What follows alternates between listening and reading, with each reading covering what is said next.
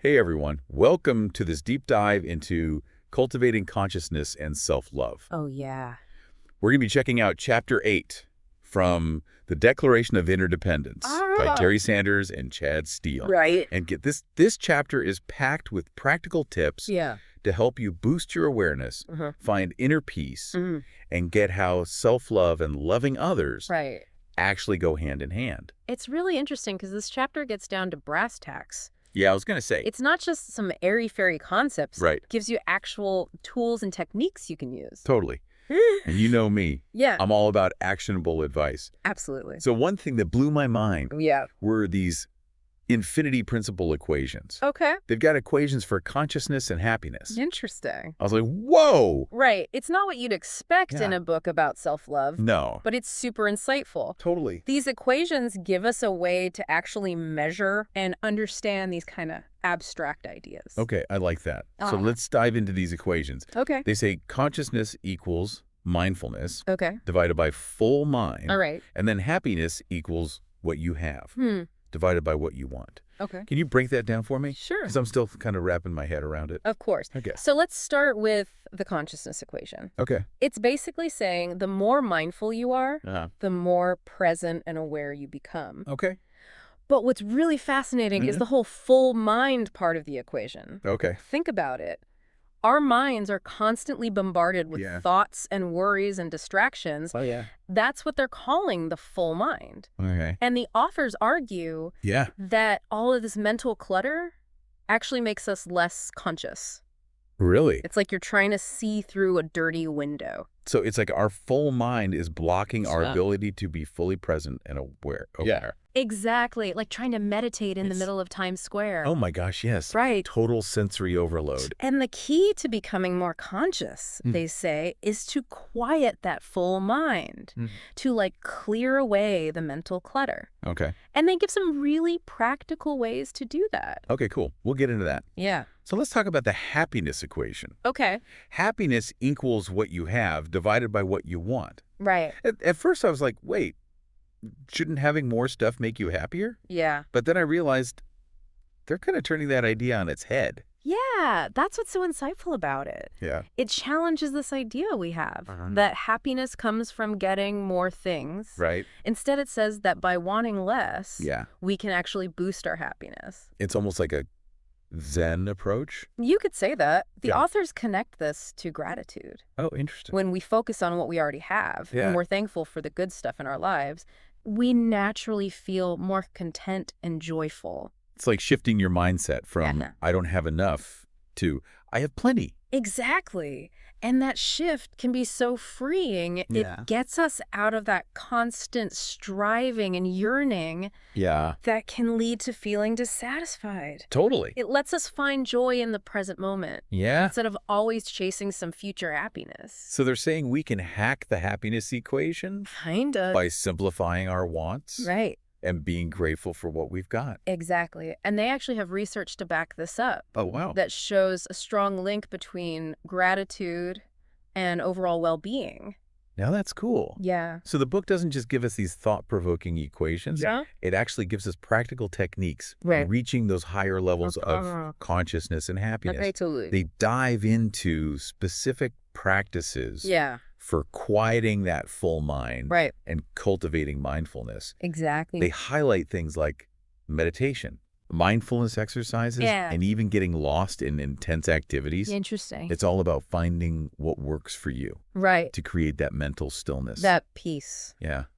And one example they gave that really clicked for me Oh, yeah. was the conscious breath. Okay. Seems so simple, Yeah. but I can see how powerful it could be. It's a great way to bring yourself into the present moment. It's something you can do anywhere, anytime. Just take a few seconds to focus on your breath. Feel the air going in and out of your body. It's like a mini meditation that can ground you and calm your mind instantly. You know, I've tried meditating before. Yeah. And I always struggle with that monkey mind. Oh, yeah. You know, thoughts just racing nonstop. Yeah. But this conscious breath thing Yeah. seems way more doable. Right. It's like a gateway to mindfulness that I can actually fit into my crazy day. And that's exactly what they emphasize, Yeah. finding practices that fit your life. they encourage you to try different things and see what resonates with you. It shouldn't feel like a chore. No. It's about finding ways to be mindful and self-aware that feel natural and enjoyable. Okay, and this is where things got really interesting for me. Okay. The chapter puts a lot of emphasis on self-love. Yeah. Which at first seemed kind of counterintuitive. Yeah, I can see that. When we're talking about consciousness and connecting with something bigger than ourselves. Right. It's a common misconception that self-love is selfish or narcissistic or something. But the authors make a strong case for why self-love is actually crucial. Interesting. For loving other people more fully. Oh, wow. Okay. They even say you can't truly love others without loving yourself first. All right, I'm listening. Explain that connection. They use this great analogy of love as the ultimate renewable resource. Like, imagine a wellspring of love that never runs dry. The more you give out, the more you have to share. Okay. And that includes giving to yourself. So by filling our own cup first, we're actually better equipped to fill the cups of others. Precisely. When we don't take care of our own needs, we're running on empty. It's like trying to pour from an empty pitcher. That's a great analogy. Yeah. And it really reframes self-care and self-love as acts of generosity, not selfishness. Exactly. It's about investing in our well-being so we can show up better for other people. And the chapter dives into specific ways that self-love actually improves our relationships. Yeah. We'll get into that later in this deep dive. Sounds good. Okay. But before we move on, there's this really insightful quote they share called The Mirror. Okay. That really resonated with me. Yeah. It talks about how the world reflects back to us who we are and how we can use that reflection to cultivate self-awareness and compassion. The mirror is such a powerful reminder that everything we see in others, good and bad, is a reflection of ourselves. Right. It challenges us to look inside and ask ourselves why certain traits or behaviors in other people trigger us.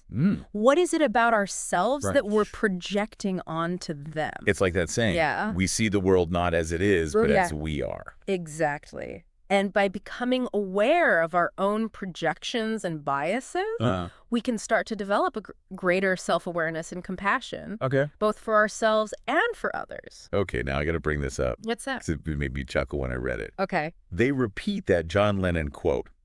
Which one? Love is all you need. Oh, yeah. Like a million times throughout the chapter. I know, right? At first I thought it was a bit much. Yeah.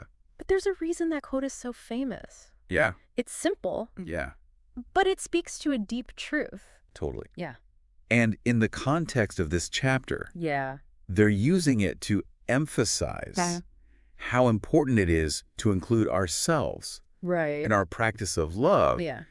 It's not just about loving others. No. It's about loving ourselves, too. Exactly. And they connect this to the idea of fractegrity that they talked about earlier in the book. Right. Fractegrity is all about interconnectedness and wholeness.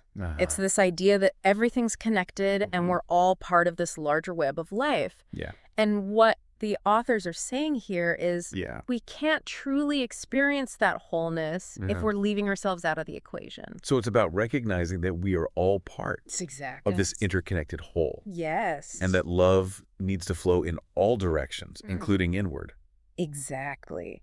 And when we can tap into that boundless source of love within, it naturally radiates outward, touching and transforming everything and everyone around us. Okay, so we've talked about the importance of self-love. Yeah. But let's get specific. Okay.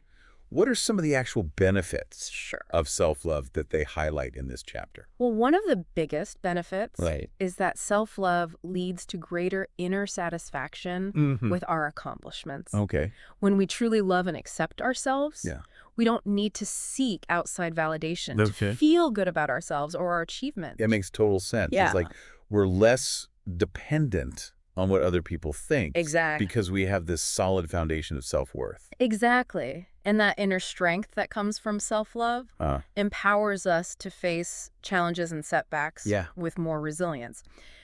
We're not as easily thrown off course by criticism or failure because we know our worth isn't defined by those external things. Got it. We'll talk more about this in part 2. Sounds good. Welcome back to our deep dive into cultivating consciousness and self-love. Oh, yeah.